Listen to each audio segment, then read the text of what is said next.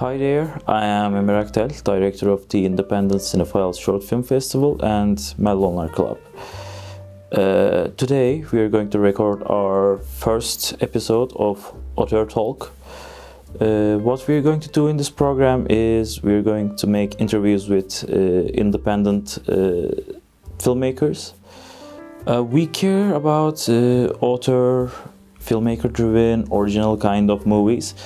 And our first guest is Independent Cinephiles Short Film Festival's first ever Best Director winner, Mary Klampoura. Mary is from Greece, and first movie she submitted to us was Ouroboros, and it was a black and white film. I love it. It's fabulous. And the second one was Anna Dean. So Mary, what prompted you to make the movie? So it was back at 2019 when I actually wanted to make another film, not Ouroboros. But me and my director of photography at the time, we sat down and we realized that we cannot do it, the other movie, because of the money, of course. And well, then I realized I had to make another movie because, of course, I had to make a movie for my cinema school. Ouroboros was the movie that I graduated with it. And well, I was searching for inspiration, and it came out of nowhere, like it always does. And yes, I think I saw the symbol on the internet, the symbol of the Ouroboros, and I was amazed by it. And I started reading about it, and then it hit me, and pieces came together, and I started to writing the script. Suddenly it came, everything was so easy. I'm curious about what did Ouroboros meant to you? So, Ouroboros, well, it still means a lot to me because it's my first movie ever. I think I will always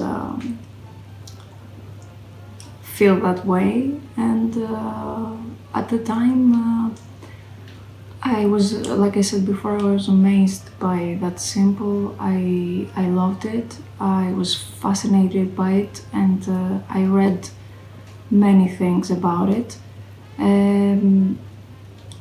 I didn't know what was its meaning at the time. I saw a snake eating its own tail, and this whole circle that it does.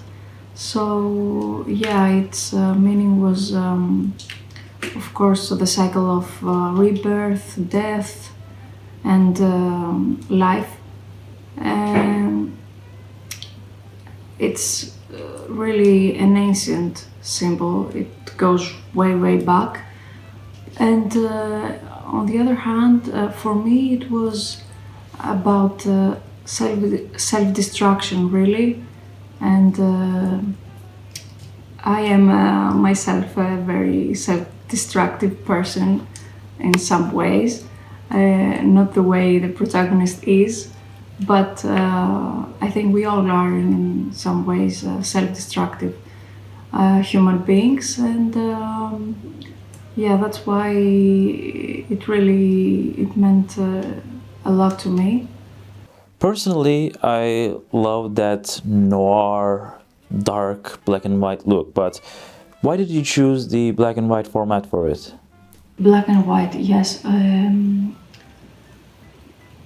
Well, I knew right from the start that I wanted to make a black and white movie because, of course, the theme is quite dark and quite serious, and it really is about a person who's going through some serious stuff inside here. So yeah, of course, I didn't even think about color. That's why if you look closely, the first scene is quite grey. The color is grey, and the second is quite dark with the candles and all that stuff. We didn't have any lighting on the second scene. It was just us and the candles, and it was really difficult, but that was the point. And the third scene was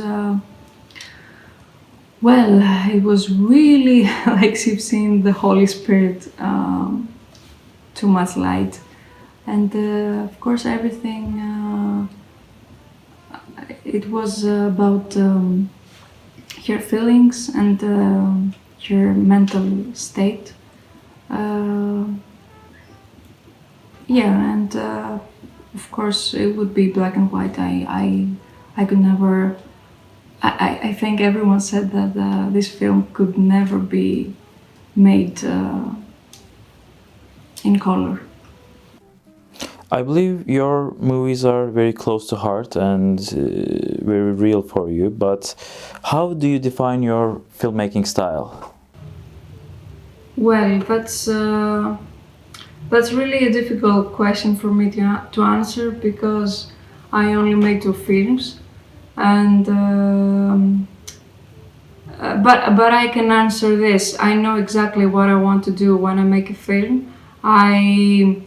I want to explore human emotions, and I want to go deeper and deeper into the psychology of the characters, and I want to show a glimpse of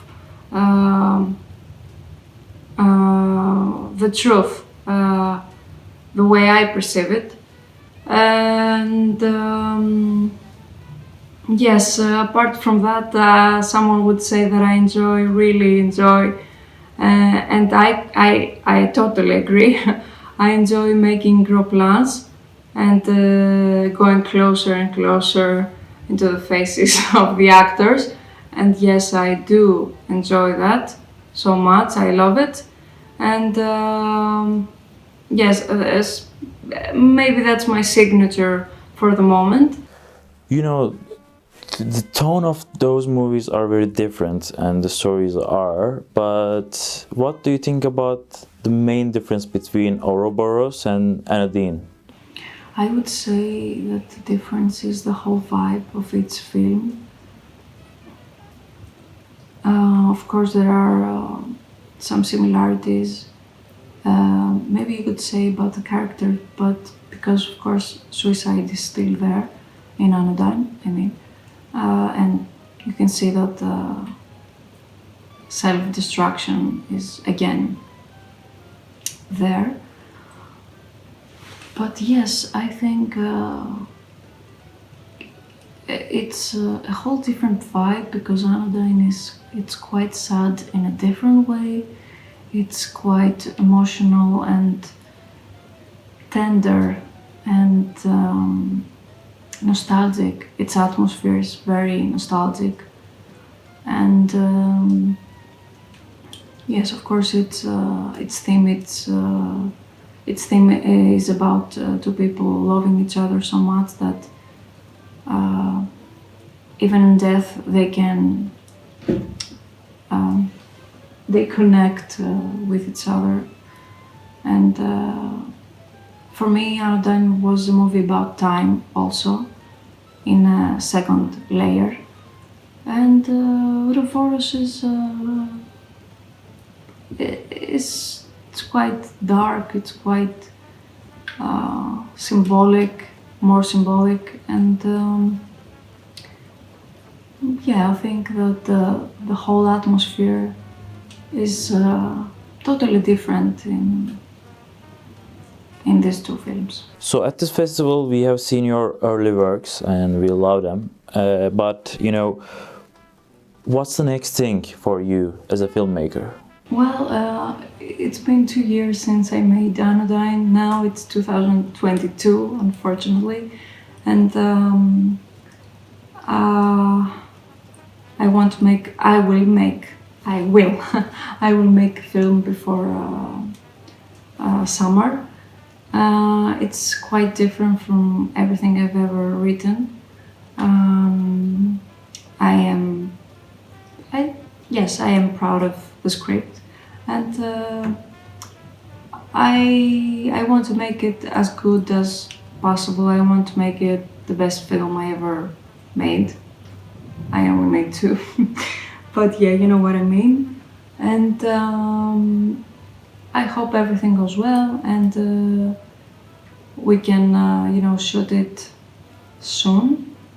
And now we're in a place where we are going to make rehearsals and find everything about technical stuff, So yes, and I hope I can make another one in the summer, another film.